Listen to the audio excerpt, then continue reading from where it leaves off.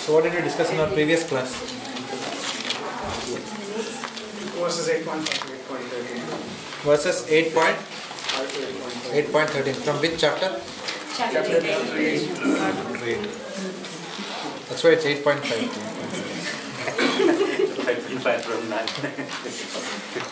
So what did we discuss between 8.5 and 8.13? We can remember Krishna in so many ways, as it is said in the verse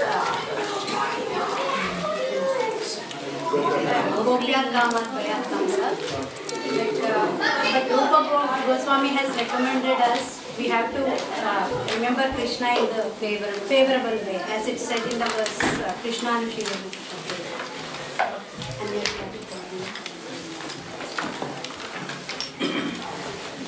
Anything else?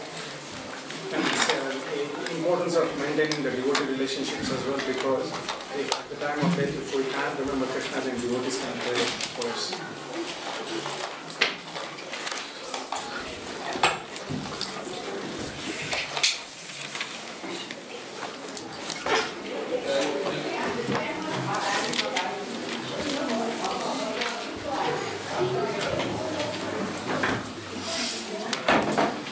Anything else? Prahlad Maharaj's heart was full of love with Krishna, and he didn't have any place for anartha, so that we should engage. We should always engage our life in such a way that there is no time for other things. We should always engage our time in Krishna service. We discussed about Om, Kshara, from 13th times. Not Shara.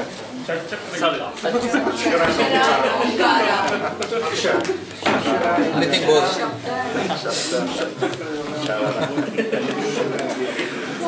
Where is that? Sounds nice. Shara and Akshar. Anything that rhymes is not the truth. I don't know where I got it from. Sounds like Sharara. Speculation. Yog Mishra Bhakti. Okay, so what is about Om? So Shara and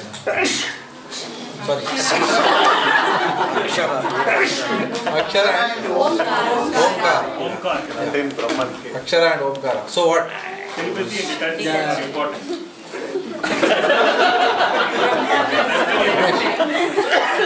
Akshara means the word Om. Everyone has the creative best today. Okay. Akshar means the Om, the syllable. So you can meditate on that, or you can meditate on sound. Sound is called as what? Swar. So Akshar or Swar. If you meditate on either, what happens? You will reach Brahman. You will reach? You may reach Brahman. Okay. What do you have to do to reach Brahman? To think of Krishna and Celibacy and detachment. You are not wrong, but if you think of Krishna, you will not go to Brahman. You will go to Krishna Loka. Celibacy and detachment. With that, if you either meditate on the word Om or the sound Om, then you can attain the Brahman layer.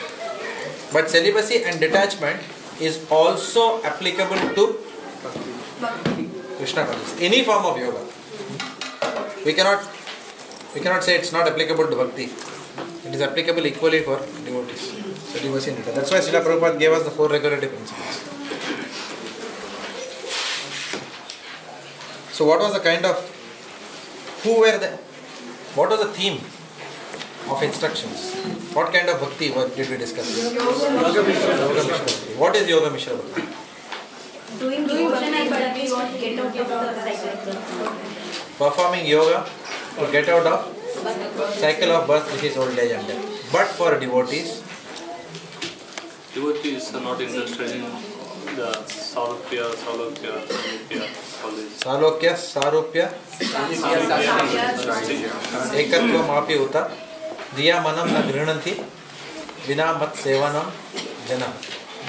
So devotees are not interested in any of the 4 types of, Five.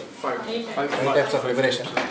Devotees are only interested in service. And any kind of liberation that impedes their devotional service, then devotees are not interested. That is why one of the features of Bhakti is moksha. We saw that. Then anything else? My laptop crashed, by the way, last week. So this is another laptop which I am using. All that material is gone. Last 4 or 5 classes gone from my. We have already done it, but I know why you all are saying because exams are coming. Sorry. We'll revive the data, bro. Koti Prabhu is trying to revive that hard disk. He declared no, not possible.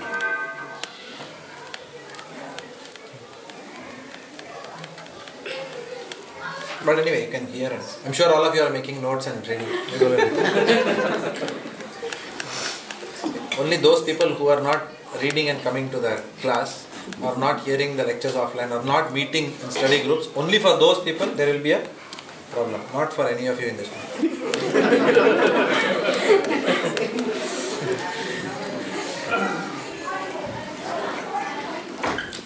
Alright, so we'll go to text 14 and we'll try and complete the chapter today if possible. We'll see how we go. 13 you wanted to do. You were satisfied. 13, okay, what is there in 13? I don't have, sorry, You'll share? Take this, give me the smaller book so you can share the bigger one. 14. Smaller. You can use this.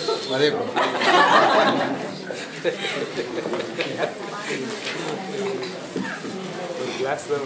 Huh? Right side. Lens.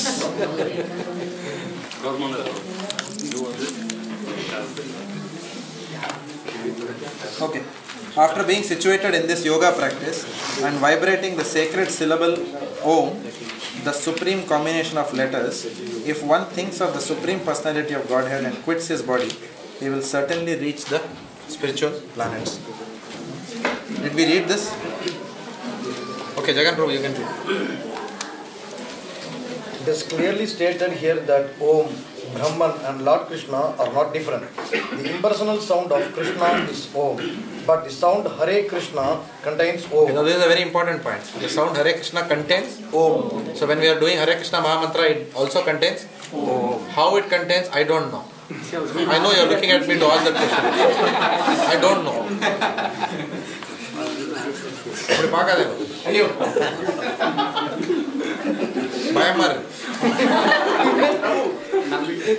ऐसा मत देखो डर लगता है वो to shoot a question, you know. I didn't write the purport. The chanting of Hare. Okay, so jokes apart. So the Hare Krishna Mahamantra contains Om. So that's what Prabhupada is writing here. Okay. The chanting of Hare Krishna Mahamantra is clearly recommended for this age. So if one quits his body and the end of the life chanting Hare Krishna, Hare Krishna, Krishna Krishna, Hare Hare, Hare Rama, Hare Rama, Rama Rama, Hare Hare, he certainly reaches one of the spiritual planets according to the mode of his practice. The devotees of Krishna enter the Krishna planet, Golaka Vrindhavana. For the personalists, there are also innumerable other planets known as Vaikuntha planets in the spiritual sky, whereas the impersonalist remains in the Brahman Jyotir. Brahma Jyotir. Yeah. I think it's pretty self-explanatory for all of you. But still, any points? So he says he certainly reaches one of the spiritual planets. Means is there any category? Even for those chanting. Depends upon who. Suppose you are Narasimha Upasaka, for example. Then you will prefer to go to the planet of Lord Narasimha. Suppose you are a Ram Bhakt, then you will go to Ayodhya. Like that. So depends upon who is your Ishta Devata. You can go there. Which form you want to worship the Lord. But they are all coming under the realm by If you see the Srimad Bhagavatam cover, it mentions that. The first canto cover, you will see lot of circles. Each one is a 400 form of the Lord with different permutations and combinations of Shankha, Chakra, Gada and Padma.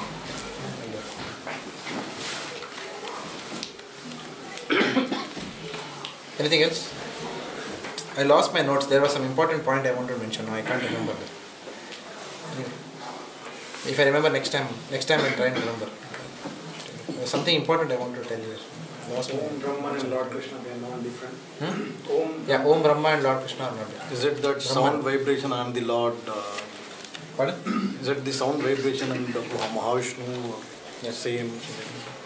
Yeah, so the name of the Lord and the sound vibration are not different. Yeah, everything is not different. Everything is, at the end of the day, everything is coming from the Lord.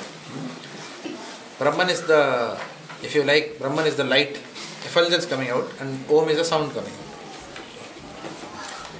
I think in the last class you wanted to elaborate that this is a very important teaching application base.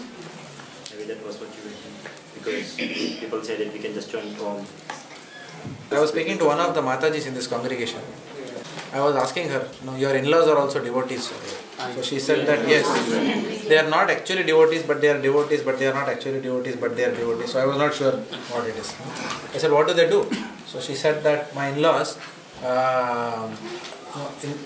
they chant Om. And they have picture of Om, which is called as Akshar. They have picture of Om. And I said, who is their guru? She said, some Hari Om Baba or something. So this Baba has left apparently. And I asked, what do they do now? She said that they sometimes come together and chant Om. And at other times, what do they do? So at other times, what do they do? They watch TV, television, like that. So there has to be celibacy and detachment. They also eat fish. No, not meat, they eat only fish. Brahmins, yes. They eat only fish. Fish eating Brahmins. Okay? So this will not lead to Brahman. Will this lead to Brahman? No. Fish eating, television, along with Om. Will not go anywhere. Why this? So there has to be celibacy, detachment, and some component of bhakti has to be there. Without bhakti, little bit of bhakti, we cannot even attain Brahman level. Bhakti is inherent in every component. Some bit of bhakti is there. Yes, maybe the personal feature of the Lord may not be as attractive as the impersonal feature, but there has to be some bhakti to attain anything. So without anugraham of the Lord, we cannot attain anything. Without the mercy of the Lord, we cannot attain. Okay. We'll go further.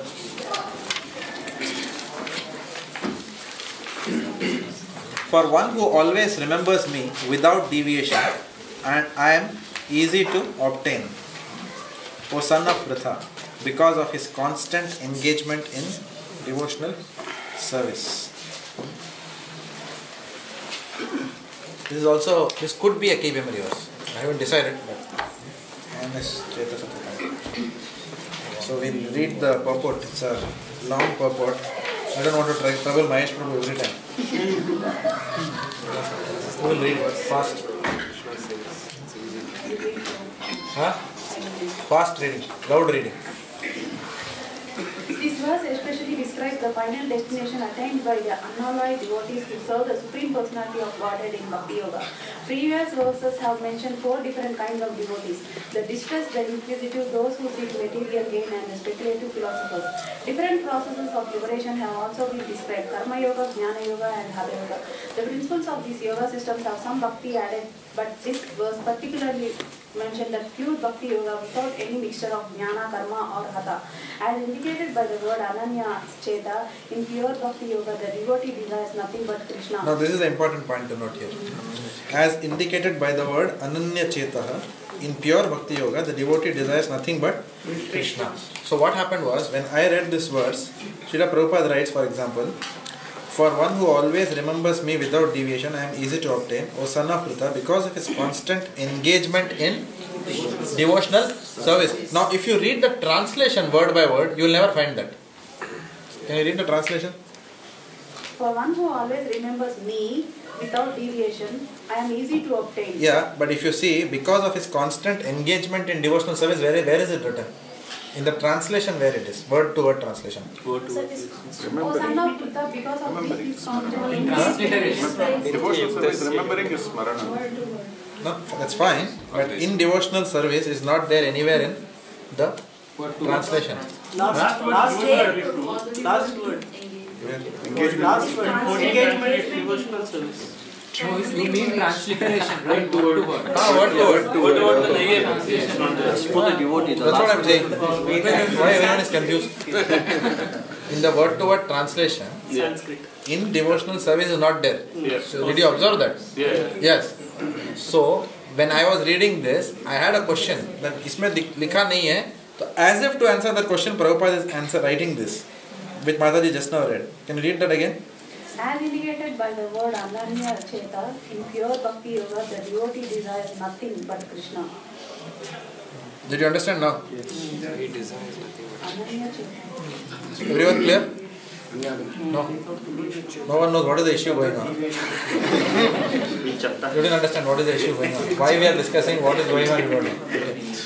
Okay, we'll discuss it after you read. A pure devotee does not desire promotion to heavenly planets, nor does he seek oneness with the Brahma Jyoti or salvation or liberation from material entanglement. A pure devotee does not desire anything. In the Chaitanya Charitamrita, the pure devotee is called Nishkama, which means he has no desire for self-interest. Perfect peace belongs to him alone, not to them who strive for personal gain.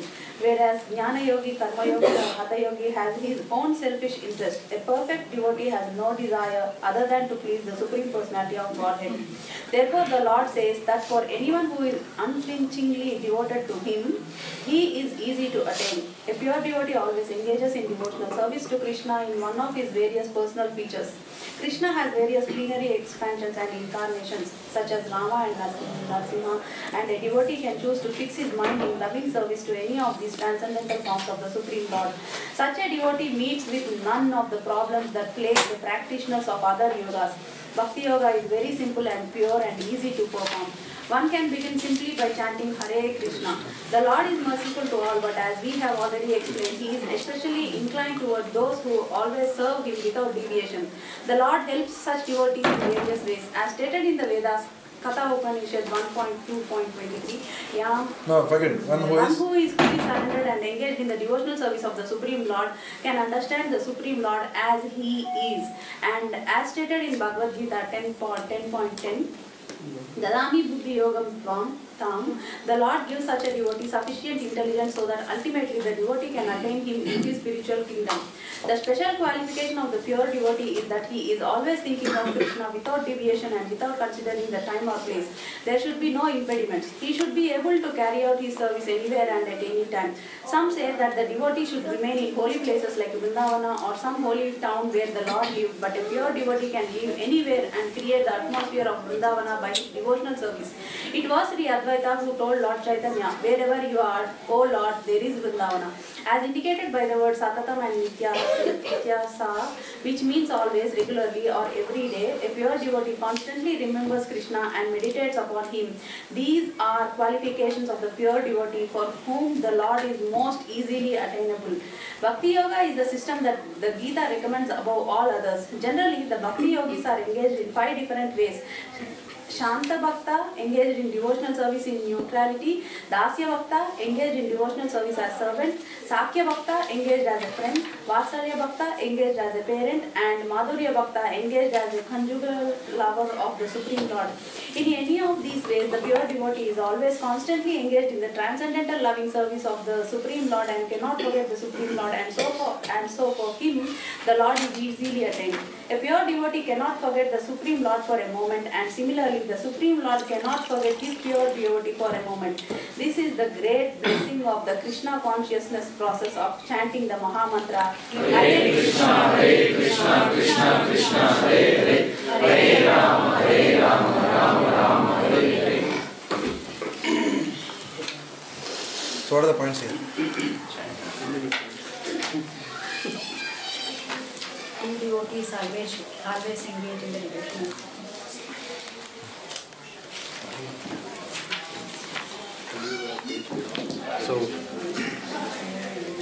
So far we discussed the remembrance of Krishna through life processes, and here we are discussing through devotional service. It is Ashanchala Bhakti, Ananya Bhakti, which is their mind will be only on that particular Lord. And wherever the pure devotees are, that will be the place where Krishna will be living, or Vrindavan. It reminds of Amrish Maharaj part in 7th canto of Srimad Bhagavatam, where it was written how he uses all his activities, in the day-to-day activities in Krishna's service, like using all his senses.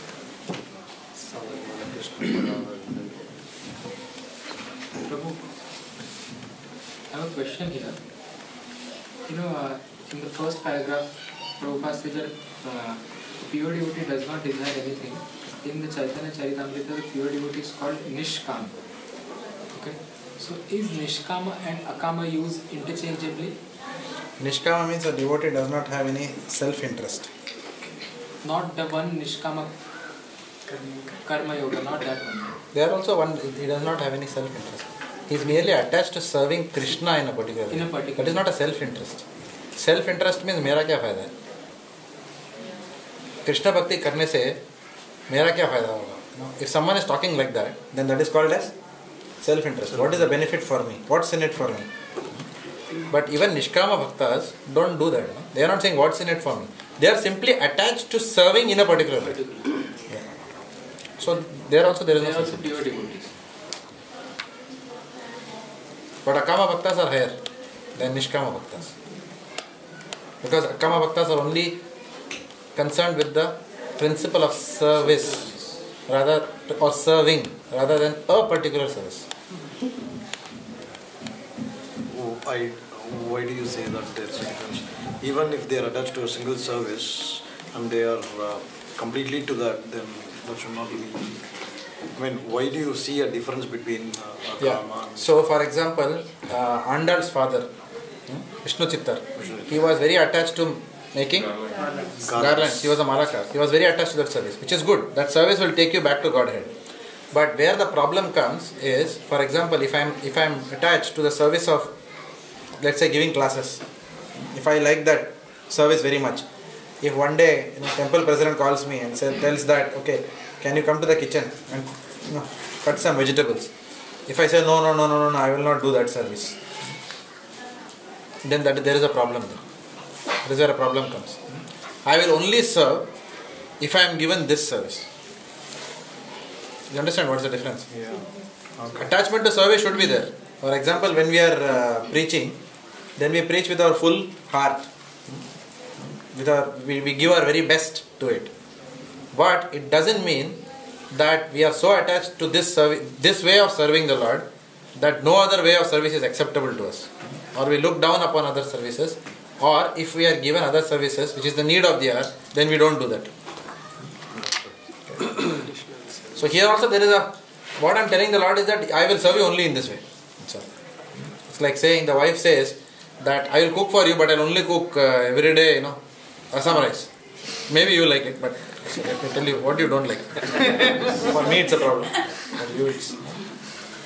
Every day, if that only is there, then I am serving, no, but I will only do rasam rice. I will not do anything else. Whereas the wife really loves means what? One day? Ice cream. I was just joking. Not like that. One day, pav bhaji. Cauliflower pigs. No. Not that again. Every day Ekadashi. Huh? Ekadashi?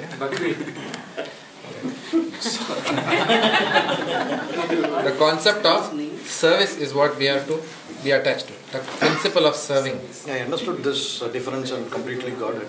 But again, Nishkama is again without self-interest, and his whole thing is for not having self-interest is one thing, and aligning 100% to the way the Lord wants us to do service is another thing. There is still a gap between both. For example, Srila Prabhupada wrote in the Jaladuta, I don't know why you have sent me here, but now, my dear Lord, you can make me dance in whichever way you want. That is called as Akama Bhakti. Tell me one thing. See, Srila Prabhupada could have done garland service in Vrindavan.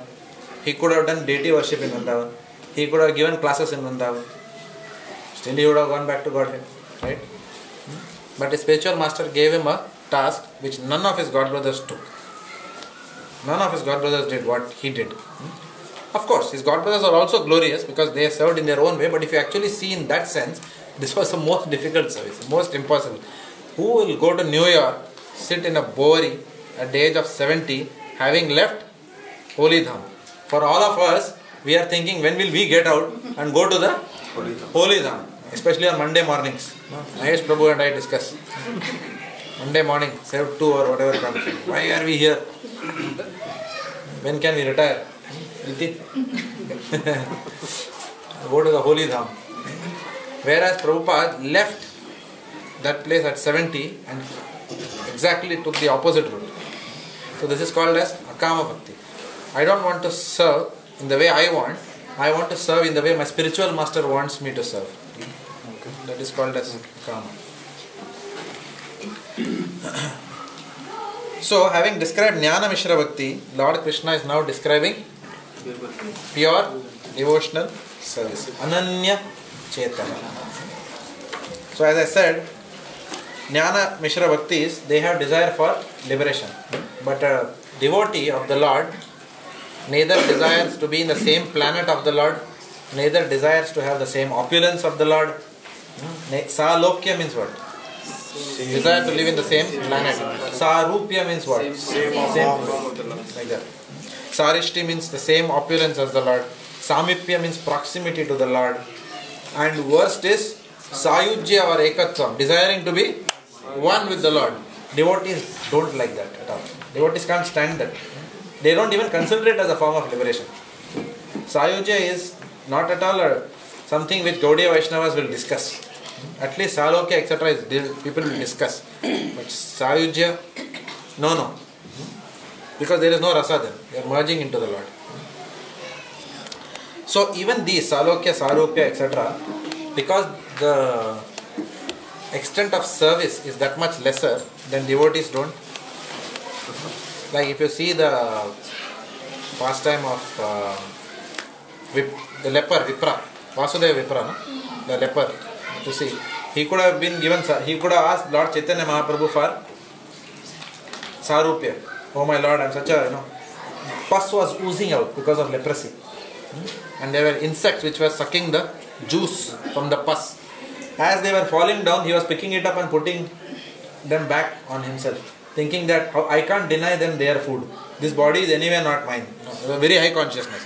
And when Mahaprabhu saw that, then Mahaprabhu was very pleased. He wanted to give him benediction, but he didn't say, can you make me look like you? Sarupya Mukti, like that. He said, Mahaprabhu, don't come near me. I am a very fallen person. Don't touch me. You will also get. I am a very fallen, low class person. Like that. And Mahaprabhu went and hugged him. Of course, then he got completely rejuvenated, his body, like that. But a devotee does not desire for these things. Oh, I should look like, film star or whatever. There are no such desires for a pure devotee. Okay. So in Srimad Bhagavatam 3.25.22, today only I suddenly remembered this verse after a few years. This is a nice verse which we studied way back in Bhaktivedanta. 3.25.22. It's a nice verse. Mai ananyena bhavena bhaktim kurvanti ye dridam mat krite tyakta karmana tyakta swajana bandha. This is the verse. So it is said that anyone who has, what is the symptom of a person who has ananya bhakti? Mai ananyena bhavena bhaktim kurvanti yadridam. What is the symptom of a person who is ananya, who is not going here and there, fixed in Krishna bhakti, dhrida bhakti? What is the symptom of that? It is said, Mai ananya bhavena bhaktim kurvanti yadridam mat krite tyakta karmana tyakta swajana bandhava. Such person rejects all karma kanda activities. Mat krite, he will not do for my sake. For mat means not Hindi mat. Mat krite means for my, because he is so much engaged in me. Mat krite tyaktya means he will give up karmana. He will give up all ritualistic activities which will beget him higher planet, etc., etc. And tyaktva swajana bandhava. Swajana means what? My own people, my relatives, wife, daughter, son, parents. He gives up swajana as well as he gives up bandhava. Bandhava matva bandhu. Friendly acquaintances. Mai ananyena bhavena bhaktim kurvanti ye dhridam. Mat krite, mere liye, mat krite tyakta karmana. He leaves karma, tyaktva swajana bandhava. He leaves all these things. There is a symptom of a person who is in ananya bhakti. Leaves the comfort of home, friends, relatives, duties to friends and duties to relatives. His whole purpose, he has no desire for sense gratification. Right? His only purpose is higher service. Single pointedness is there. Such a person is a sadhu. And Prabhupada writes in that purport also, but if one is like that, then one gets no punishment for ignoring anyone in this world. Because his ignoring is what? Is nothing because of his one-pointedness. Like Tukaram. Tukaram did not plan how to save money for retirement. Super Anveshan. Tukaram business, how it was? Whatever Pandurang Vittal gives, he knows what to give me and what not to give me. That's called Tukaram business. People will come and take away anything. They may not pay him also. It's all okay with him. But we have to take care carefully. We have to manage our business.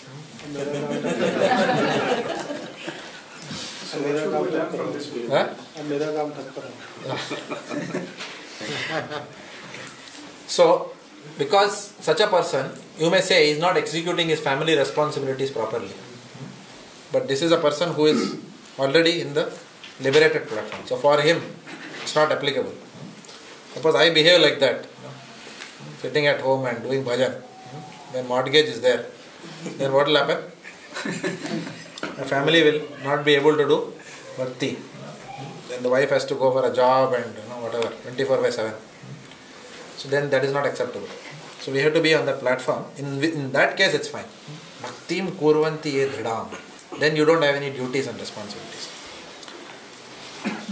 Srila Prabhupada uses two words, satatam and nitya saha. Right? Is there in the verse itself?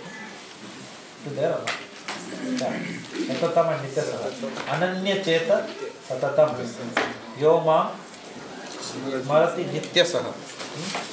Satatam and nitya saha means always serving. There is no break in the service. Regularly. Without consideration of time and place. Some devotees say, especially I am also belonging to the same category, that if we go to so and so place, if we are plucked out of Melbourne, then bhakti will go down. If we go here, bhakti will go down. If you go there, bhakti will go up. So on and so forth. We have so many notions like that. But actually, Srila Prabhupada writes that for a devotee who is interested in serving the Lord, there is no consideration of any time and place for such a person. कहीं से भी भक्ति कर सकते हैं हम लोग. Prabhupada is reminding us. For such a person who is having this kind of an attitude, His Grace Gurujan Prabhu writes in Surrender unto me, that Lord Krishna is very easy to obtain. Sulabham. Sulabham means what? He writes Sulabham. Sulabham means very easy. Lord Krishna is very easy to obtain. Merely because of this attitude. All one needs is greed to attain the Lord. There has to be intense desire to attain the Lord. If that intense desire is there, even if there are imperfections, the Lord will accept. Like that. But the desire should be there. Most of our problem is desire. Our problem actually is not attentive chanting. Our problem is desire to chant. Desire to chant attentively. That is where most of us struggle with. Attentive chanting is easy actually. It's not difficult. But most of us do not have the desire. Because what happens is when the moment you sit for chanting, we know that now Gurujan Prabhu has said one mantra at a time. But that is 1 year back he told. But the mind starts planning for the day, whatever things. Sometimes browsing, like that. Here and there. So many things happen like that. Sometimes we will go and then fill the water from the kitchen. With left hand you are doing the bhoga preparation. Like that. So many things happen. Wearing the sweater with Hare Krishna. All these things happen in the house. So this is not chanting. Most of the time we struggle with the desire to chant. It's very easy actually. So if because of that we never actually plan a separate time to chant. I mean some of you already do, but some of us struggle with that. So therefore the desire has to be there.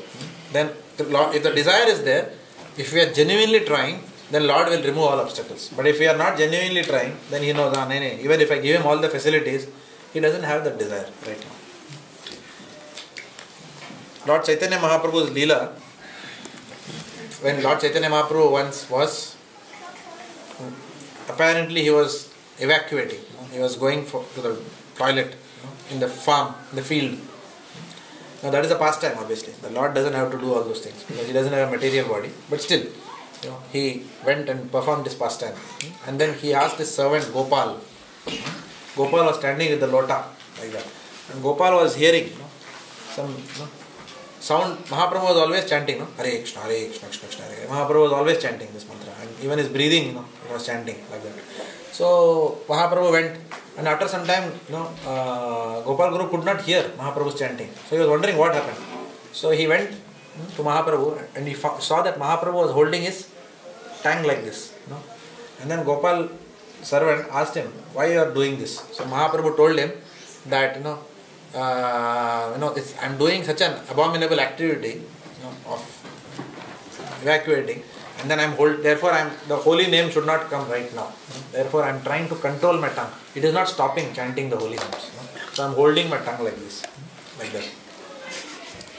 So therefore, and then Gopal, the servant, he understood. He told Mahaprabhu, no, how can the holy name be contaminated by any external environment? The holy name can only purify. It is Shuddham and Apapaviddham. It can only purify. The holy name cannot get contaminated because we are chanting somewhere like that. So then when Gopal Guru gave this philosophy, then Gopal, the servant, gave the philosophy, then Mahaprabhu actually told him that you are my Guru. And that's why he is called as Gopal Guru. You are my Guru. You understood the tattva correctly, the principle of chanting. Chanting will only purify. It will not get contaminated. Tattarapita niyamita smaranena kala. There is no niyam, there is no time, place, circumstance. You can do chanting anywhere. Of course, we should not plan to chant in the toilet and do our rounds there. We cannot take the clicker and japa beats there. It's considered mochi, like that. Okay? But we can just go on, the smaranam can happen there also.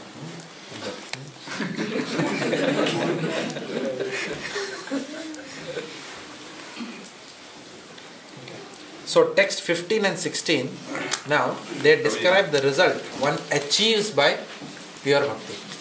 What is the result that one achieves by doing this ananya bhakti? 15 and 16 talk about that. Yes. There is a Shanta Bhakta has been given in this one. Can you give us some example of lakes, trees, kalpataru trees? Is it in material world or in spiritual world? If material world is there, you tell me where it is. I will also go. Actually in material world it is there. You are right. In material world also it is there because that Vrindavan has come down as Bhaumi Vrindavan. But it is unmanifest to us. Aprakat Leela. In material world we cannot see it. But Rupa Goswami could see it. Sanatana Goswami could see it. We need eyes anointed with love. So then we can see those Kalpavriksha trees. But we can't. Still the Shantaras comes in the category of Bhakti Yoga because it's still a service. Like a flute or something. It's still serving in that particular way. That's why it is. Every Bhakti has got a Dasya component. Shanta means Shanta also has some Dasya. Dasya is pure Dasya. Madhurya also has got some Dasya. The Santaras can't be the human form of living entities, like Bhishma and Vidura are considered to be in the Santaras. Are they not? I haven't heard that. Could be, I don't know. But it is. Shantaras is called as passive adoration. And Bhishma's Bhakti was not passive adoration. See, actually if you see, Bhishma is his Bhakti was Vaikuntha Bhakti. Okay. So, Vaikuntha Bhakti is pure, predominantly Dasya. And Bhishma actually served the Lord, because the Lord wanted to taste the mood of chivalry. Then Bhishma took the side of the Kauravas, and so that the Lord may taste that. There is some active dasya there. It's not Shantaras.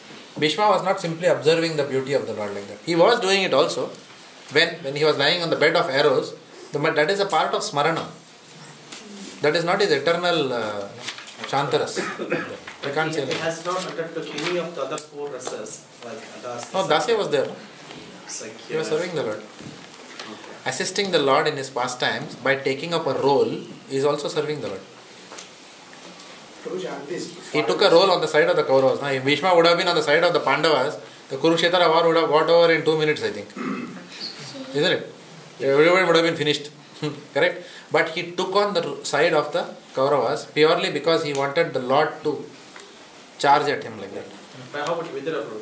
In that case, he hasn't took any such particular roles to satisfy Lord's desires. Vidura is actually, what I understand is his incarnation of Yamaraj. Yes. Like that. So he is again, there's a Dasya component there. He is serving the Lord. Vidura is not in Madhurya, you agree? Yep. Let's do elimination. Not in any of those. Is he in Vatsalya? No. No. Is he in Sakhya? No. He didn't consider Lord Krishna as his friend. So he is not in the 3. So it has to be, and he is Dasya. His was not Shantaras also. Vidura was not passive adoration of the Lord. There was no such pastimes that... Vidura? No, the Lord went to his house. No? His wife gave him the kela. Yeah. But that cannot be taken as active. That is active only.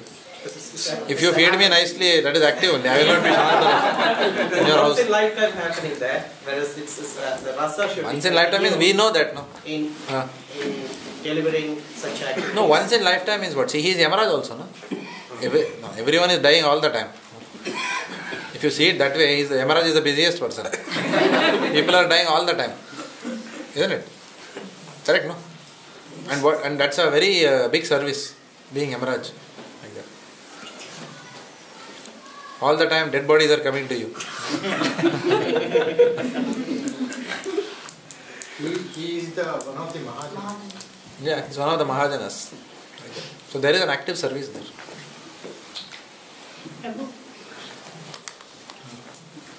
There is no relationship in Shantaras, right? There is passive adoration in Shantaras. The relationship is there because love is there. No? All these are Krishna Bhakti. These are all prema is there in everything. Krishna prema is there in everything. The desire to serve the Lord is there in everything. But that is relatively, the amount of activity is relatively less. And that's why he is talking about Vidura. Because your question is, I understand the aspect what you are saying.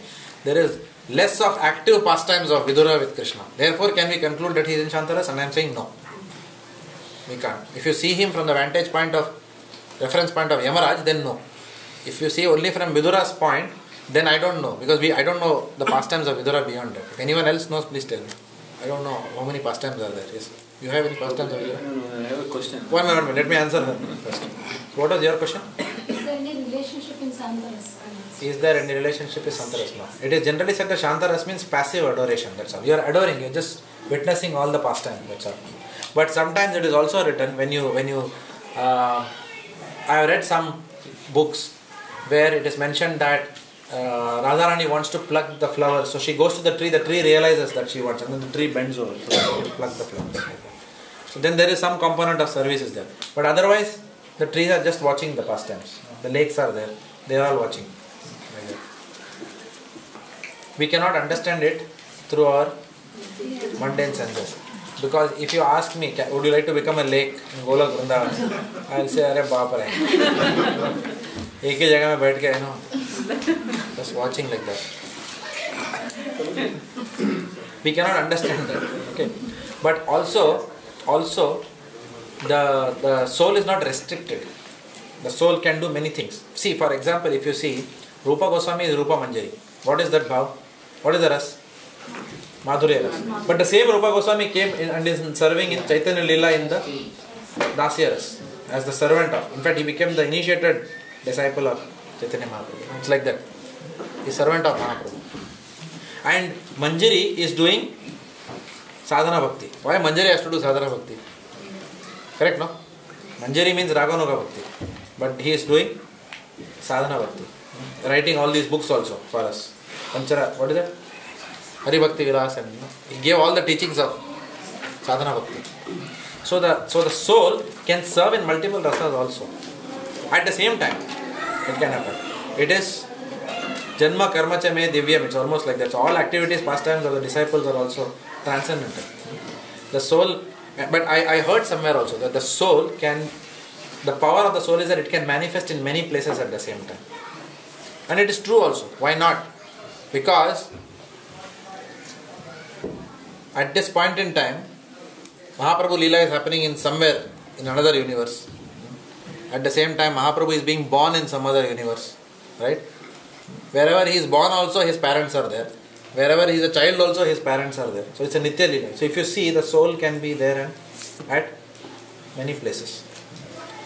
We can't understand that. It's very difficult. I'm not at that platform where I can answer this question. But all I can say is, passive adoration is Shantaras. But that is in the Mukhya Rasas only. Pardon? The Santarasa is in the Mukhya Rasas. Yes, there is a Mukhya Rasas. Yeah. Is there? There is a relationship. Passive adoration is there. Correct. The level of activity is less in Shantaras. That is what it is saying. But don't despair thinking that Shantaras is, the aparadh we should not do is think that Shantaras is relatively boring as compared to, I'm not saying you think like that, I thought like that. So, what is the Shantaras? Just passive adoration like that. So, because we cannot understand what is the rasa there. We are comparing it to something mundane in this world. We cannot relate to these things. What they are, one has to realize. We can only know academically in the Bhakti Shastri course. But one has to be completely freed of any material desires to be able to understand what these rasas are. It's very difficult. I can give you only a... Previously, Sanat Kumaras were also in Santaras and then they went to Darsiras. Previously, Sanat Kumara was also in... Kumaras. Four Kumaras were also in the Santaras and then they were Brahmavadis actually. not in the Santaras. They were Brahmavadis. And then they went to... they smelled the tulsi at the lotus feet of the Lord. I can give you only mundane example of Shantaras. Worldly example I can give you. Cricket. It is Shantaras. You are not batting. Tendulkar is putting a four. Tum kyun khush ho raha hai? Why am I getting happy? Correct? It's a mundane example. But don't we derive happiness when he hits a four? Yeah. Okay, like that. Or when in childhood I remember when the Amitabh Bachchan used to fight like that, that hero, villain used to punch like that. Then I used to sit and clap, like that in the theatre. As if, I have punched someone or evil has gone out of this world. So I am also adoring that. I am just watching that for 3 hours. Shantaras. You can't do anything now. What can I do in the theatre? I was just watching those pastimes. So this is a mundane example. But still we relish. Now you can extend that to Krishna Lila somehow. So it is possible to relish something for many, and Krishna Lila it is. So for many hours, the heart is also pure. So you can eternally relish in Shantaras. That is how I reconciled myself. So I have to relate to mundane example, then only I understand all this. Pilu bush. Huh? Pilu bush. Pilu bush. What do you mean? Shantaras. Oh, you remember that one? Yes, you could say that. Yes, correct. You got good memory. Prabhuji, can you say that Vidura, the third canto was spoken, it was conversation between Vidura and Maitreya Rishi. So they were discussing Krishna's pastime as well. So is that a Shantaras? That's a devotional activity. Okay, so that means Vidura was not in the Shantaras. Yeah? There is a difference between the process and the mellow. Yeah. What we are talking is the result of all these processes. So what you are talking about is a process, Shravanam. The process of Shravanam is going on there. But the process of Shravanam can lead to any of these 5 rasas. This is the end state. That is the process. And also please understand that our constitutional position is already there. Our rasa will be revealed to us. So it's not that, there is some, like outside VJTA there is a queue, electrical engineering mein admission or computer science you will get. And then the principal says, oh, you got only 99.5, you missed computer science. Electronics is okay or what for you? So it's not like Krishna is standing there with a merit list. Okay, Madhurya Ras, okay, 100%. No, sorry, you were Shantaras, 95 marks only over. It's not like that. We put all these paradigms because we have been told highest to lowest like that. So we think the highest merit people will get first seats there. It's not like that. Our rasa is already inside us, our constitutional position. It will be revealed to us. Even in today in Mill Park program, we read that verse. Nitya Siddha Krishna Prema Sadhya Kabunai Shravanadi Shuddha Chitte Karila Uday. So therefore, वो रस अंदर है पहले से. Okay, it will only get revealed to us. So it will be only natural for us to be able to be in Shantaras. Not that you'll go there and lament, अरे मेरे को medical में नहीं मिला. Or you are envious of Rupa Goswami saying that he got Madhurya Ras. So Lord is not looking at me enough now. No, they have the first quota like that. It doesn't work like that. Because we always have mindsets of thinking about everything. That's why it's a problem. Bhakti-Acharya Maharaj also was mentioning in one lecture that it's called, they're all called Mukhyas because they all have the equal, they're all having relationship with the Lord because they're all attached, they've got attachment to the Lord. So he's comparing one of the past time that even gopis, we think that they are the highest, but even gopis are thinking and complaining to the Lord that the flute which you are playing, which is in Shantaras, so that's most fortunate. Correct. Very good example. Yes. They are so intimate with you, yeah. They're touching your lips, whereas we don't have that posture. Yeah. So it's not that we compare that one rasa with other. Even gopis in the highest form, they are glorifying the one in the Shantaras. So it applies to same to all other. Yeah, even if you take, now it's a very good example. Now you triggered something more for me now. So even the Shankha Chakra Gada Padma, they came as the alvars, the paraphernalia of the Lord. So you can actually, come, so eternally there is a Shank, but here it becomes a human being as an alvar. So you can take any form to serve the Lord. So it's not something very rigid and fixed. Maharaj is trying to put lights on us that we don't, if we think from the mundane perspective, in our sadhana level, we can understand. Yeah, we can understand. Yeah. If you want details of that, you can read Jaiva Dharma. Jaiva Dharma, the last sections talk about this. I haven't gone to that because I know I will not understand. But anyone more interested can go into that. I stopped when the Sadhana Bhakti section ended. I have stopped there. But all this is explained in, so it's such a fat book. So many is Raganuga, so much is Vaidhi. So I finished the Vaidhi part. The Raganuga I have not touched so far. Rasa, and it talks about so many things beyond that, which is beyond my understanding and realization. Who is it written by? Bhaktivedanta. Jaiva Dharma is very good if you want to get a good grip on philosophy, on Krishna conscious philosophy. It's one of the best books that I read. And it's very absorbing also, because it talks about pastimes which have happened in Mayapur. In fact, I developed a desire to live in Mayapur only after I read Jaiva Dharma. First time I read it, I decided, okay, Mayapur is going to be. It's so attractive, that book. It talks about the pastimes in Godrumati, what Babajis lived, and the conversations which they will have on philosophy, the debates they will have with Muslims, like that, the clerics, Muslim clerics, and how they used to live in an era where the Muslims used to respect the Hindus used to respect their Muslims, but they will have a very healthy debate, not fanatic, cutting each other or trying to prove each other down. So it's a very nice, in fact that's where I came to know that in Islam, the word Ruh means Atma, refers to that Atma. They call it as Ruh. It's all mentioned there in Jaiva Dharma. The equivalent in Islam like that. Of course I read it a few years back. Now again I am trying to reread that book, because I have forgotten many things which I read. But it's a very absorbing book. Okay, we need to keep moving. 15. After attaining me, the great souls who are yogis in devotion never return to this temporary world, which is full of miseries, because they have attained the highest perfection. From the highest planet in the material world down to the lowest, all are places of misery, wherein repeated birth and death take place. But one who attains to my abode, O son of Kunti, never takes birth again. This could also be a key memory verse. A Brahma Bhavana Loka Punar Avartino. It's a very popular verse.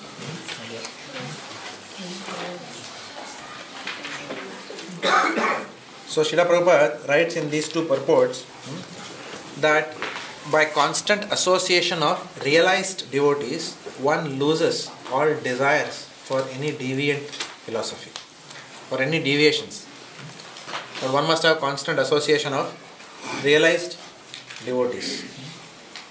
Otherwise, in this material world, we can get easily deviated from our goal. If you go to office, everyone is only interested in talking about who has got promotion, who is the FSI star of the month, like that. Who's got spot award and who has got this award and who has got that award. Okay. Now what happens when you go into the atmosphere, then we also get the desire that that award I should also get. I should be next in the line for that promotion or for that award. I should be the boss's go-to man. I should be the center where everyone comes to me with issues, like that. So it's very easy to get trapped in that atmosphere because it's very intense. Office atmosphere is very intense. So we can only override that by constant association of devotees.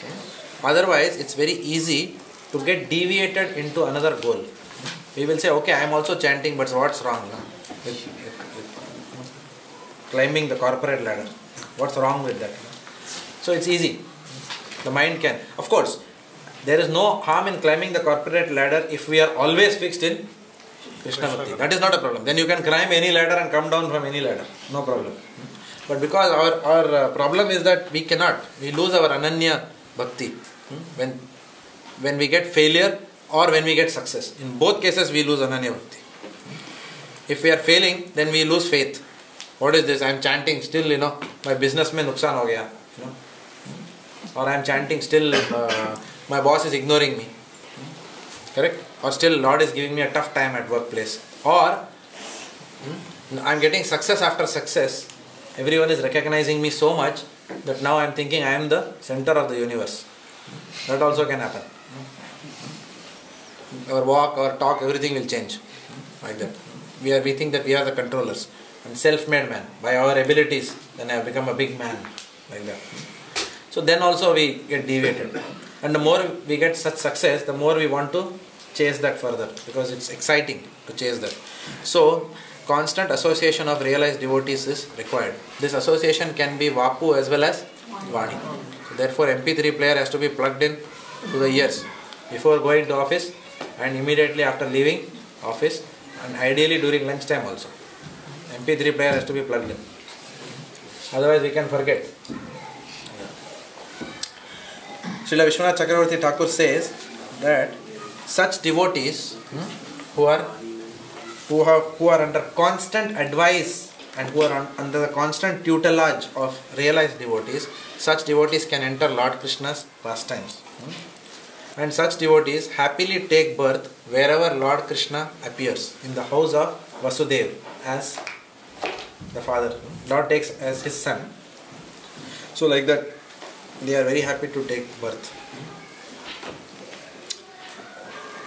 In this 15 and 16 purports, there was one question which Madhavanand Prabhu asked over email. That question, I don't know if it's a coincidence or not, but it is answered here. Did you know that? Or? I wrote you a few questions, I don't know which one. But this is what is answering that question. One of the questions is being answered here. Okay. So your question was, can someone go to the spiritual world from the higher planetary systems? What is the answer? Yes.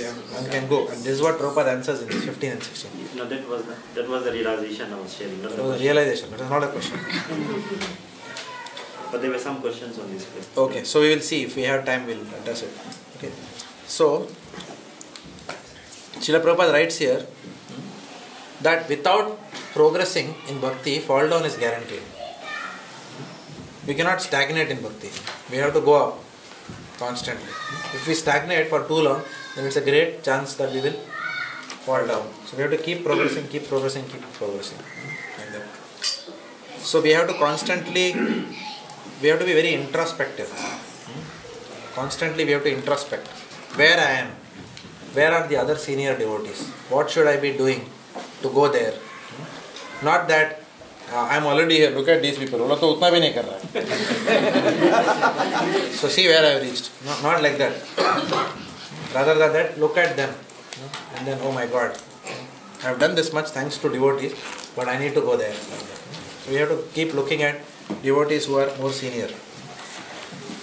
Otherwise we will stagnate, and if we stagnate, more chances we will fall down.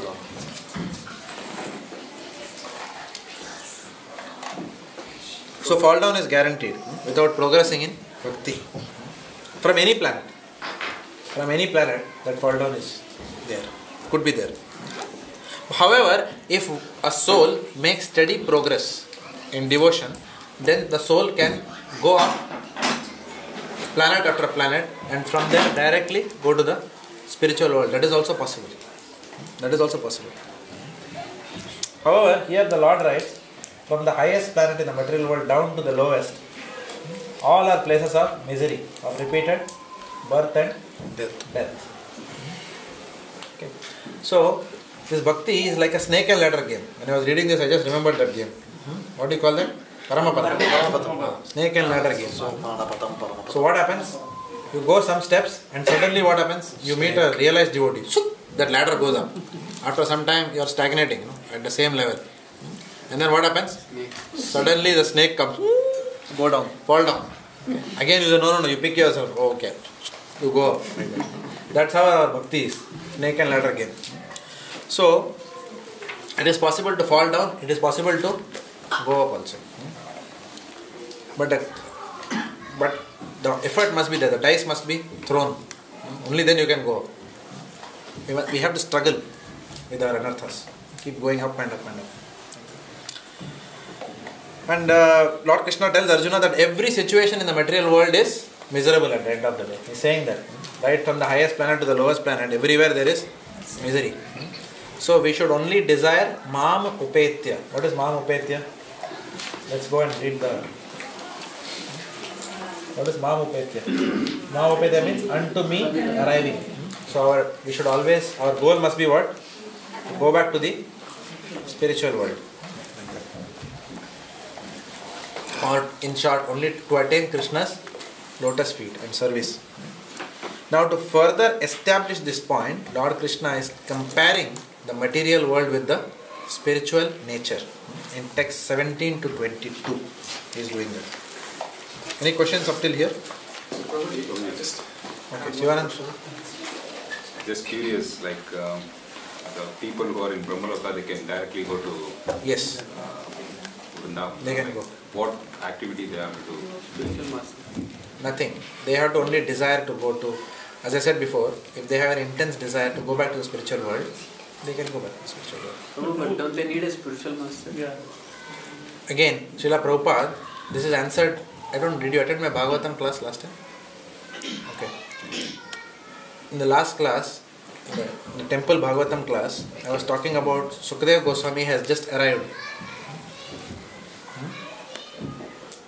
And Sukadeva Goswami has got Sukadeva Goswami just arrives on the scene, and Prabhupada writes in the purport about Bhagavan, like that. Who can be called as Bhagavan? Sometimes these devotees can also be called Bhagavan. So in one of the lines of that purport, Srila Prabhupada writes that his natural spiritual master was his father, Srila Vyasadeva. So he didn't have to go through any formal Diksha process, etc. And Prabhupada writes that the formal process of Diksha is only required in the regulated stage of Bhakti. Right? So in those stages, you don't need a spiritual master because you are already in a very high platform. By the way, in Brahmaloka, Lord Brahma is there. Yeah, Lord Brahma is anywhere. Lord Brahma is the spiritual master of our whole sampradaya. They are having association of Lord Brahma, they are serving. So they go back. But they don't have to go through the formal process of Diksha, like all of us go through. It's not required for such people. For us it is required. Because we have to be caught by our head, made to sit in front of Agni and said, no illicit sex, no intoxication. No. So Sukadeva Goswami, Vyasadeva doesn't have to do that. Can you sit here and say, no, from tomorrow, what will you do? 16 rounds, Ekadashi, extra rounds. No, we don't have to do all those things. Can you imagine Sukadeva Goswami doing that in front of Vyasadeva? No? We will not eat meat from now. See, you are laughing now. So therefore it is not required. For such people it is not required. For people like us, required. It is compulsory. Even after initiation we have to be reminded. You took vows, remember. Like that. Kiran Prabhu. I had a question on this. Even though the model that we have in ISKCON, the spiritual master, Bhakti Sastri, and we take instruction, but at times it's not possible to always go to the spiritual master, or even for practical reasons or purposes, even our counselors, they may not be able to give us the required time.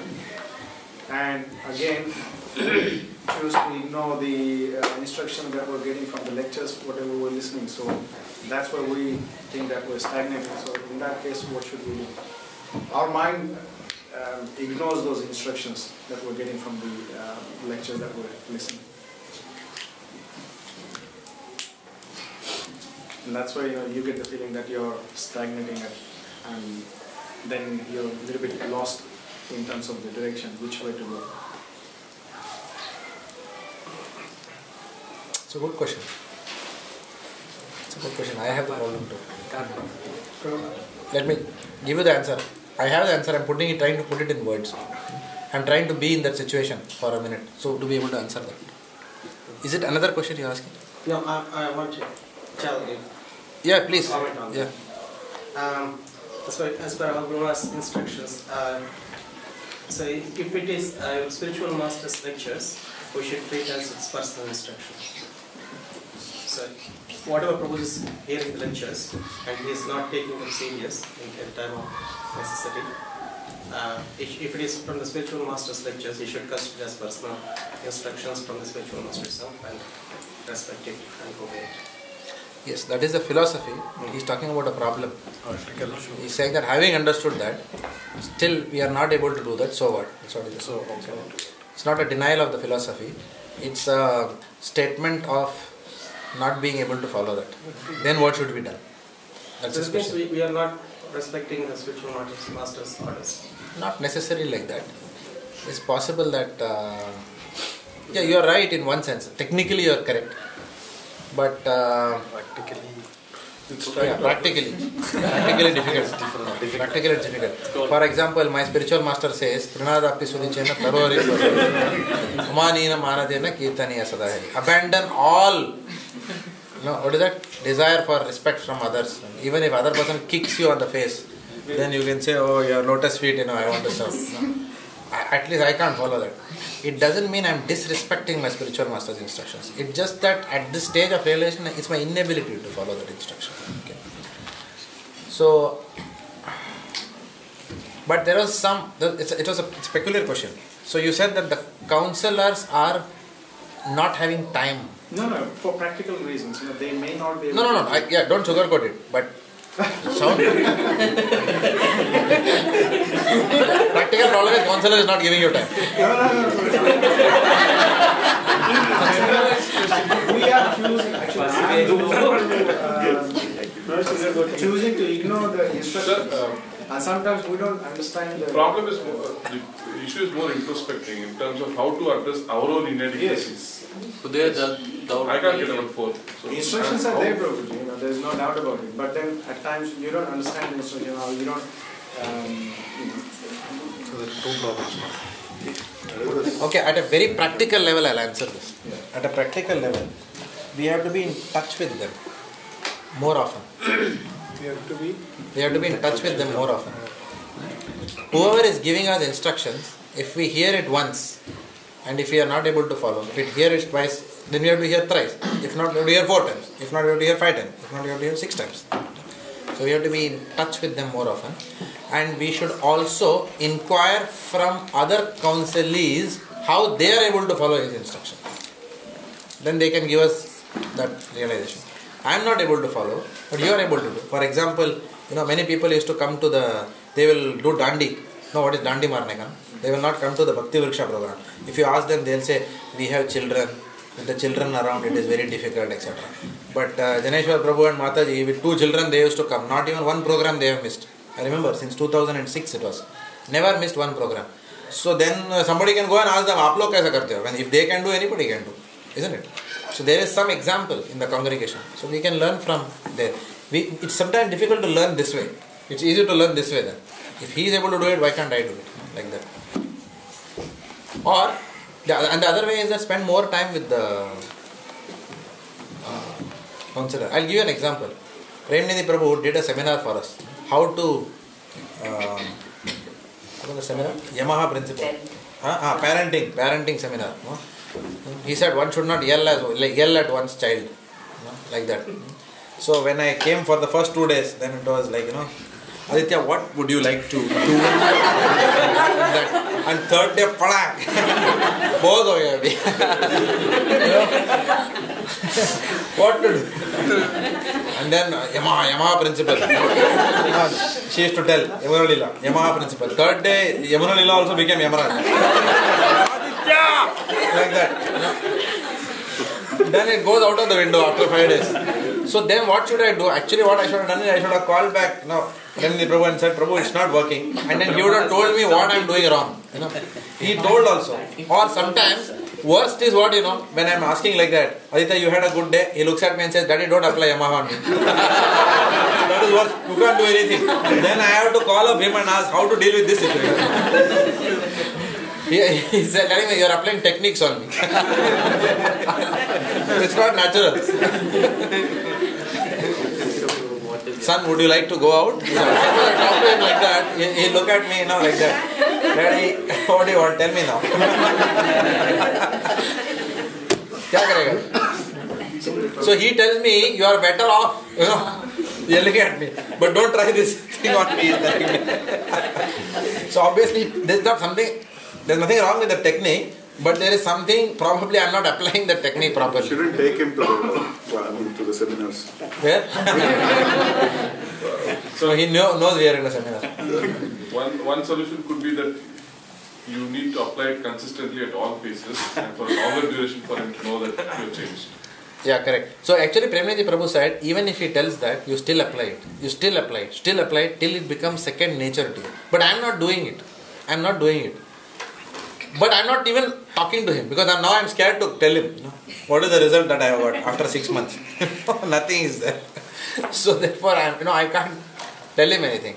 So it's one of those things where I am not able to follow an instruction which was given to me, but I am not getting back to him. So therefore what I need to do is probably, I think Neera Prabhu does it very well, you and Neera Prabhu. They are regularly in touch with Premnidhi Prabhu, but I am not in regular touch with him. And he also tells me sometimes, Jagannath Ram Prabhu, how are you? Like that. After 6 months, I will call him once. So that is my problem. So it is not his problem. He is always available for me, but I am not taking that association. So what do I do? So it's not that counselor is not available or whatever. We have to know how to take the time of that person with genuine queries like that. Oh, what's this acronym? Yamaha, okay, we'll discuss it. Out of the scope of this session. Offline. We can do that session separately. Actually, you should do that session. You all are following it very nicely at home. I have seen she and Neera Prabhu, both of them are doing a very good job of following that. Maybe you have to train all of us, retrain. You have taken the course seriously. On that day when I was doing the course, that day only morning was my second initiation. So early in the morning I got up at 4:30 or something, and late night I went and searched for a dhoti somewhere. So I slept late, I got up late and I became cranky throughout the day. Then I went there, had my second initiation, and then after that I met various devotees, took their blessings. Traveled in Kasara fast. And then you were also there on that day? Huh? Traveled in Kasara fast. And then I went in Kasara fast local in the evening, Bombay local train, after many years. But anyway, that was a very hard day. And then, in the lecture, it was like Yamaha principle. The fan was rotating and it was very tiresome. So I think I probably didn't do my best in absorbing what he was trying to tell. And I was very tired by the end of the day. So probably I had to redo the whole course. But you can do it for us here. So contact her for Yamaha principle. Okay. So now Lord Krishna is comparing the material world with the spiritual world in text 17 to 22. I'm sure all of you have read and come, so I will not disturb you with that. You don't have to reread it here. Yes, Bala Prabhu? We don't have to go through it again.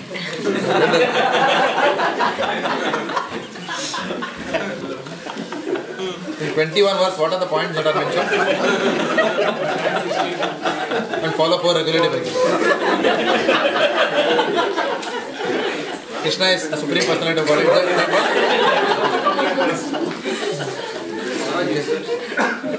By human calculation, 17. By human calculation, 1,000 ages taken together form the duration of Brahma's one day. And such also is the duration of his night.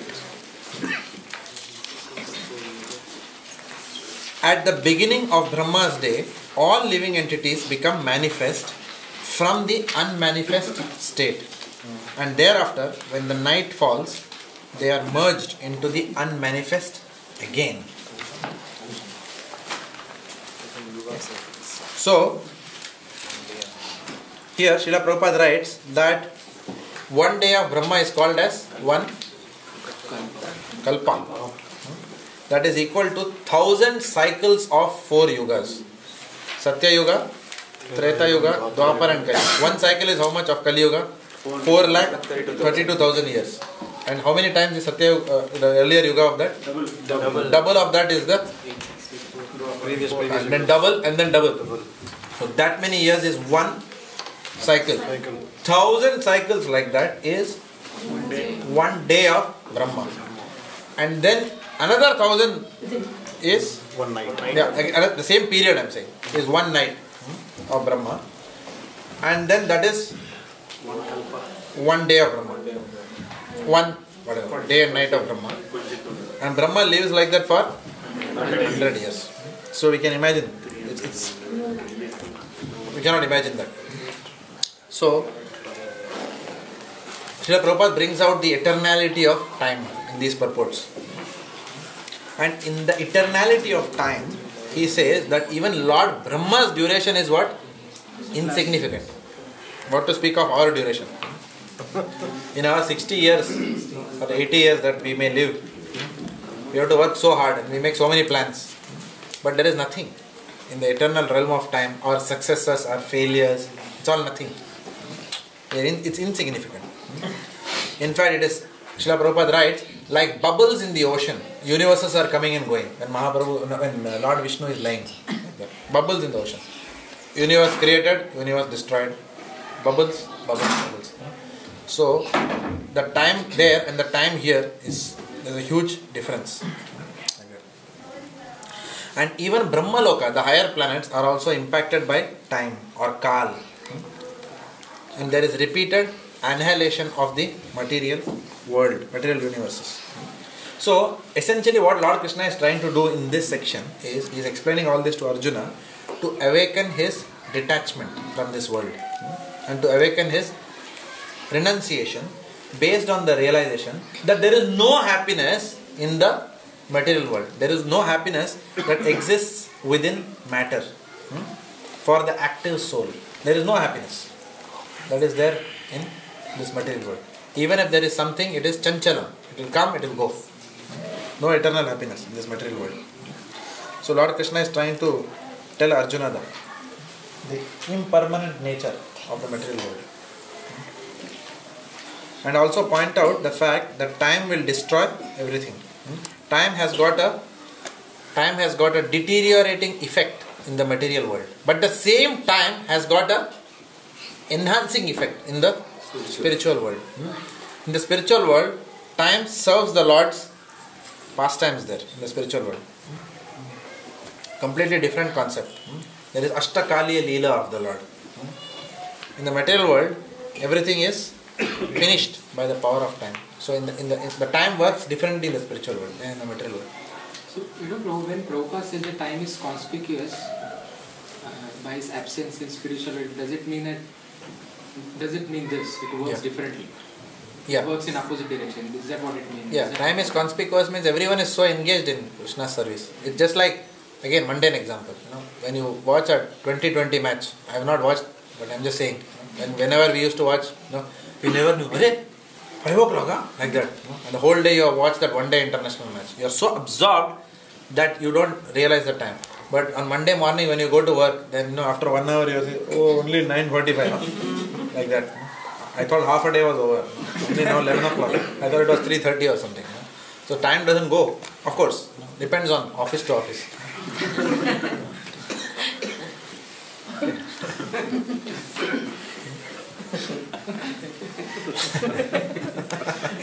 Why you are laughing? For him you are telling. No, I didn't tell like that. Okay. So what are the question? Time is conspicuous by its absence. Is it? Yeah, in the spiritual world, Nitya Leela is going on. No? Krishna's Leela is going on. So there is no concept of, nobody sees like that. What time is it? Like that. Nobody is seeing like that. Because people are so involved. Beyond time, there is no boundary of time. There is no boundary of time. Boundary of time. As you said, because it is enhancing, so it's always like increasing to eternity. So there is no finish line. That's why it's. Yeah. See, even in the material world, there was one pastime I remember. I don't know which one it was, but Lord Krishna changed the sunrise to sunset or something like that. Which pastime? That's in Kurukshetra. Kurukshetra. What did he do? For Arjuna takes a vow to kill Jayadratha before sunset. Yes, and then what? And Jayadratha was protected by all the Kauravas. Yeah, then the time was changed, right? Yeah. It happened sunset. He came out again. Sun came up, and then Arjuna finished it. Yeah. So this shows that the Lord is in control of time. So in the spiritual world, the Lord can control in whichever way He wants. Even the material world. Huh? He didn't change the time, but he just covered the sun with the chakra. He covered the chakra. Okay. But in the earlier days, I think that the time was a conception of sunlight and sunset. Yes. No? Based on the sundial or whatever. It is only now that we have this watch. And that also keeps changing, daylight saving, and even here, the Prime Minister changes that. Whatever Lord Krishna did, he is changing that here. With daylight saving. Suddenly, you think it is 8 now, he is saying, no, daylight saving, it is 7 only now. Almost like the Jayadratha pastime. So our conception of time is this. But again, going back to his point, it says conspicuous by its absence. So conspicuousness could mean that we are not realizing or we are not worried about that. Correct. But it's not being felt because of its absence. Conspicuous by its absence. So if it's not there, how it will be felt?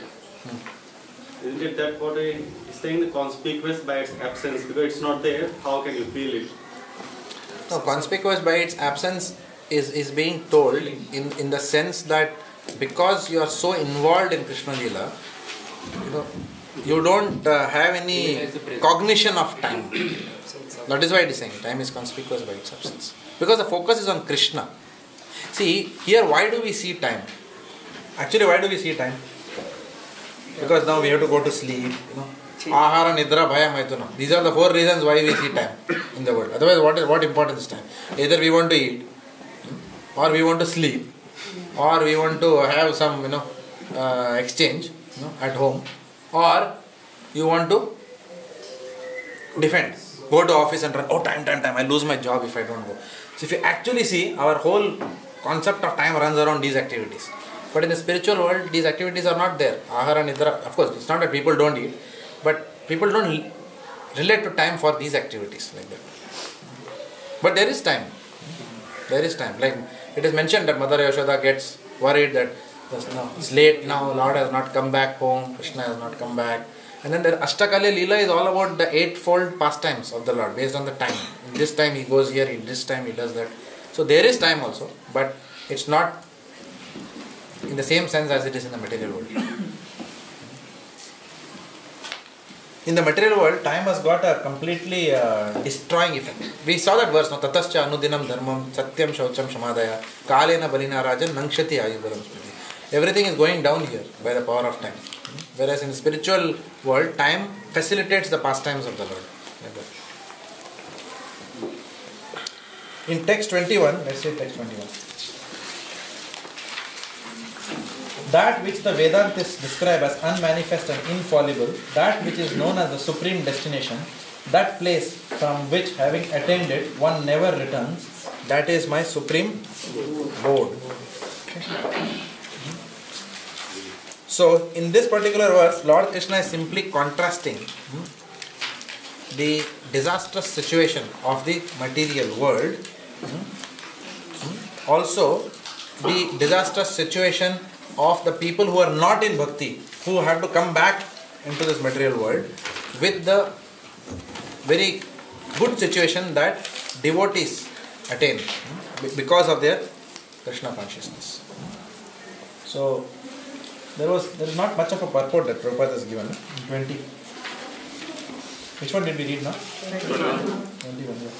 20 there is no purport.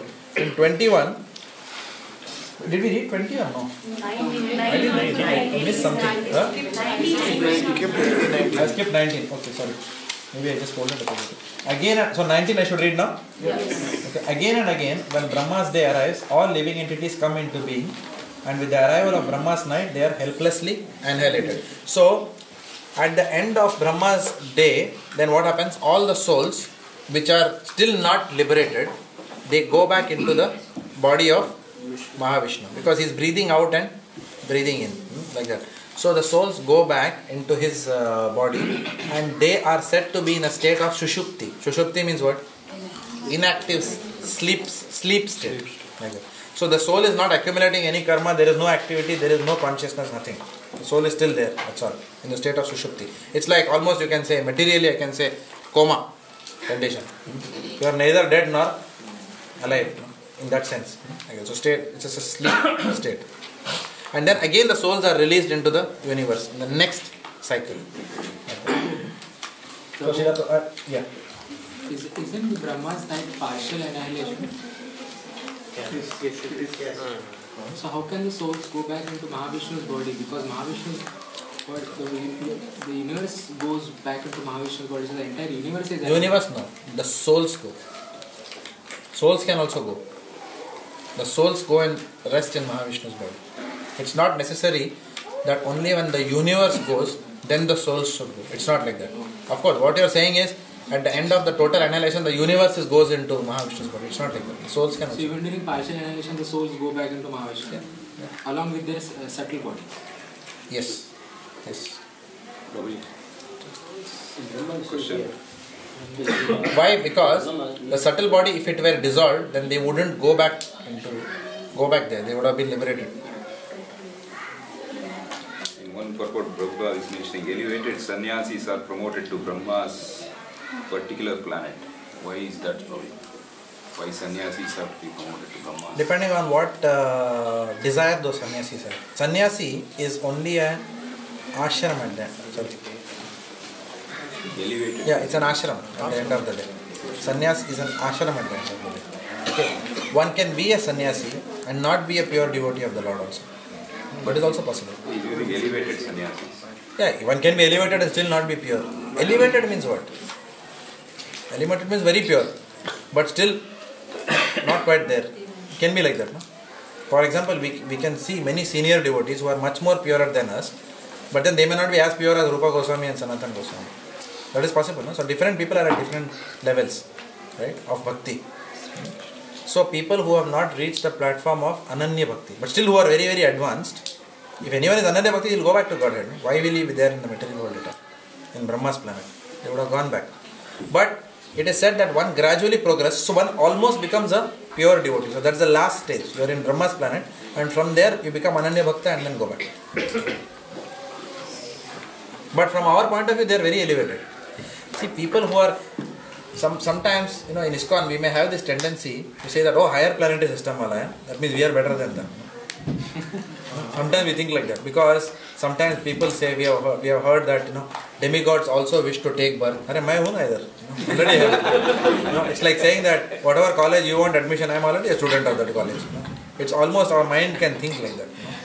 So we can look down on a demigod, but actually they are much more advanced. It's not like that people who are in the higher planetary systems are less advanced than us. It's not necessarily like that. And in the lower planetary systems also there are devotees who are more advanced than us. Like Bali Maharaj, serving down. Like that. Okay, so 19 20 did I read or no? No, I didn't. Yet there is another unmanifest nature which is eternal and is transcendental to this manifested and unmanifested matter. It is supreme and is never annihilated. When all this world is annihilated, that part remains as it is. So this is where Lord Krishna is saying that the spiritual world is always eternal, nitya. It is only the material world which gets annihilated. The spiritual never gets destroyed. So Srila Prabhupada has not given much of a purport here. He just says Krishna's superior spiritual energy is transcendental and eternal. It is beyond all the changes of material nature, which is manifest and annihilated during the days and night of Brahma. Krishna's superior energy is completely opposite in quality to the material nature. And these energies have already been described in the 7th chapter, which we saw in the previous chapter. So there is nothing much in this section. Text 21. That which the Vedantists describe as unmanifest and infallible, that which is known as the supreme destination, that place from which, having attained it, one never returns, that is my spiritual abode. Sorry, that is my supreme abode.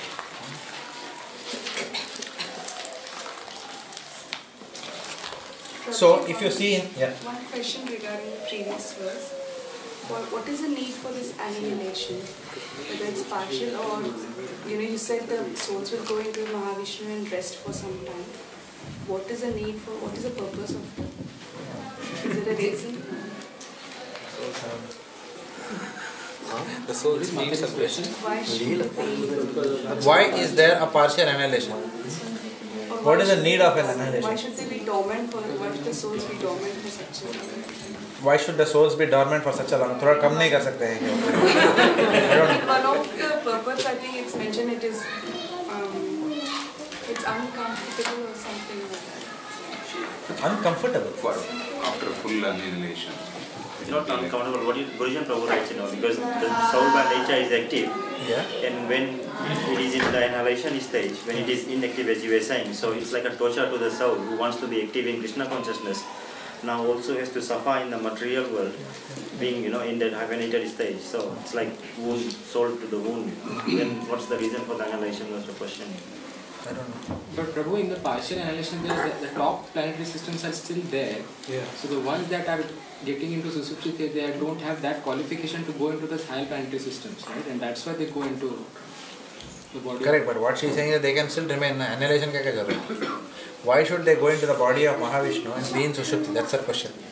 So why has the Lord arranged the cosmic annihilation cycle in this manner? Because I don't want rest maybe is temporary. Huh? Rest they need rest maybe. To take you some rest. Because they are struggling in the material world for so many years, they take some rest and come back again. Again struggle. I don't know. If it was permanent. But it's a good question. You can put it in the car park. I don't know. Okay, you can ask Bhanu Swami this question. I don't know. That's all. Okay, was there anything else? So text 21. So if you go back to text 15, Lord is saying, after attaining me, the great souls who are yogis in devotion never return to this temporary world which is full of miseries, because they have attained the highest perfection, which is the Param Gatim, the highest perfection. So in text 21, Lord Krishna is explaining that Param Gatim. He is explaining that. In this purport, if you read, he is explaining that Param Gatim. So he says, Srila Prabhupada writes that this spiritual world cannot be searched within matter. You cannot use a telescope and then say that, okay, spiritual world dikh raha hai kya yahan se? You cannot do that. Because the spiritual world is unmanifest, avyakta. It's unmanifest. So you can't see it with microscopes or telescopes or whatever. Also, Srila Prabhupada clarifies that avyakta does not mean formless. Avyakta does not mean, it doesn't mean spiritual world does not have a form. Avyakta means unmanifest, jo dikhai na de, na ki jiska roop na ho. It's not formless, it is unmanifest. And this unmanifest abode is a characteristic of the internal energy of the Lord, whereas the material world is a external energy of the Lord, whereas that is the internal energy of the Lord. So Srila Prabhupada is making those technical discriminations in this purport. Today is a very technical section, if you like. You have to stay awake today. Big challenge. Huh?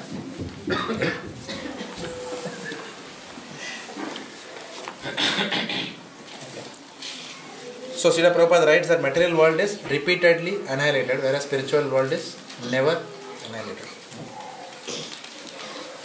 22.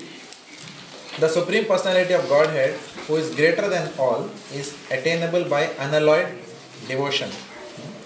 Although he is present in his abode, he is all pervading and everything is situated within him.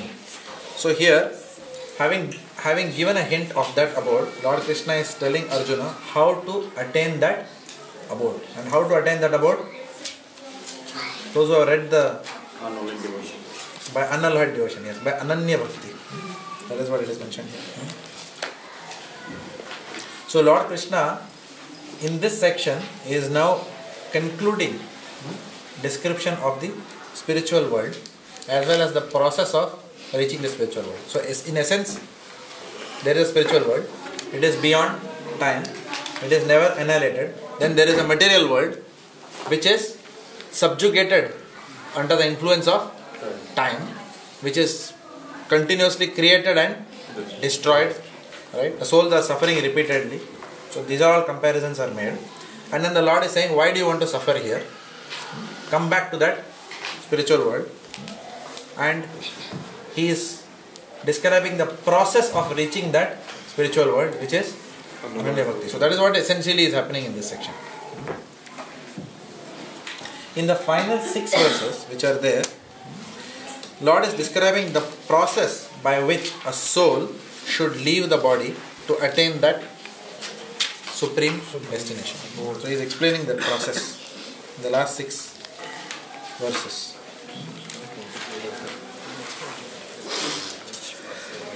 O best of the Bharatas, I shall now explain to you the different times at which, passing away from this world, the yogi does or does not come back. There are different times, good times and inauspicious times for leaving the body. So Lord is saying that I shall now explain to you the different times at which, passing away from this world, the yogi does or does not come back. Does it apply to the Bhakti Yogi as well? Does it apply to? The Bhakti Yogi. Even for suffering. No, it doesn't apply. Good question. Did you read Bhurijan Prabhu's commentary? No, it's just a question. So, good question. Good question. So, verse 23 to 26, Bhurijan Prabhu writes, pertain to Jnana, Karma and Ashtanga Yogis only. It does not apply to Bhakti Yogis. Because these people must carefully plan their deaths, Bhurijan Prabhu writes, so that they will not return to material world. So they have to carefully plan their death. But devotees have to carefully plan their death? They don't care. They don't care. Exactly. Abhaya Charan. Abhaya Charan means what? Prabhupada's name was what? There is no fear. Bhaja Hure Mana Sri Nanda Nandana Abhaya Charan Aravindare. So, no fear of it. Devotees are Abhaya. Pure devotees, of course. I still have some Bhai. I am not Abhay. I am partially Abhay. 2 things we must fear: Krishna and wife. I didn't say that. Krishna and offending devotees. That's what I was going to say. You are caught on camera now. The whole world will see your view. I'm not saying you are wrong.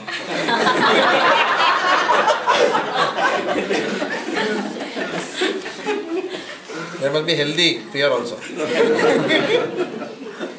So this section pertains to Jnana, Karma and Ashtanga Yogis.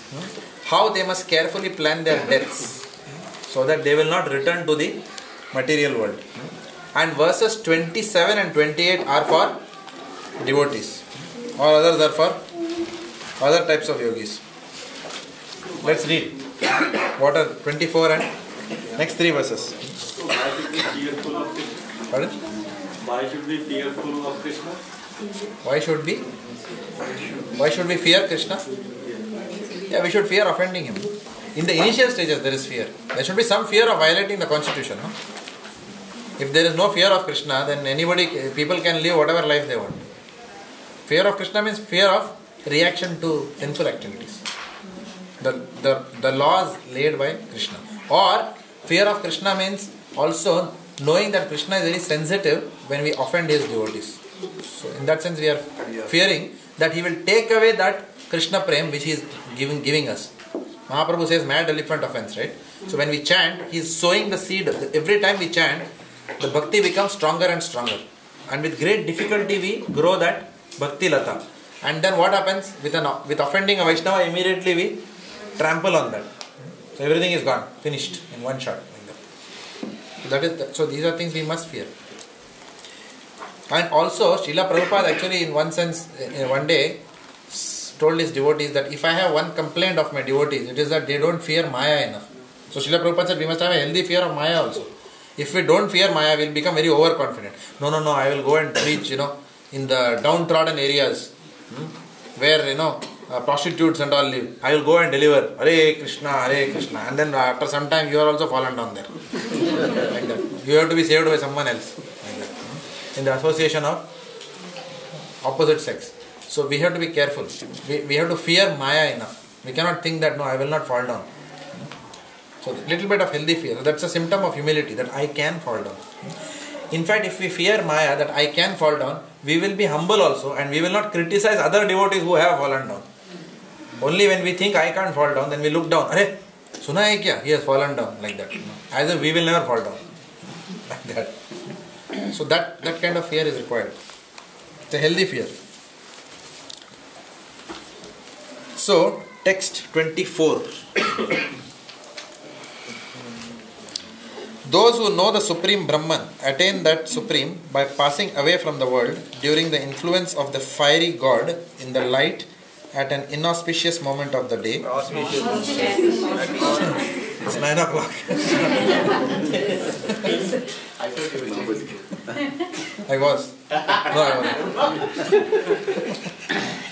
Those who know the Supreme Brahman attain that Supreme by passing away from the world during the influence of the fiery God in the light at an auspicious moment of the day, during the fortnight of the waxing moon, or during the 6 months when the sun travels in the north. What did I say? Again I read something. Uttarayana. So, it's 9 o'clock. I would like to spend some more time on this section. So I'll stop here. In the next class, we will see little bit. Now we are coming to a little bit of discussion. 24 to 28. We'll also start the next section in the next class. But these three, we'll have to discuss in a bit of more detail. Right now, it was all technical. We covered a lot of technical stuff, which you can read offline also. We'll describe this in the next class. So essentially, it's good that you read this purport. This 24 to 28, please read the purport and come.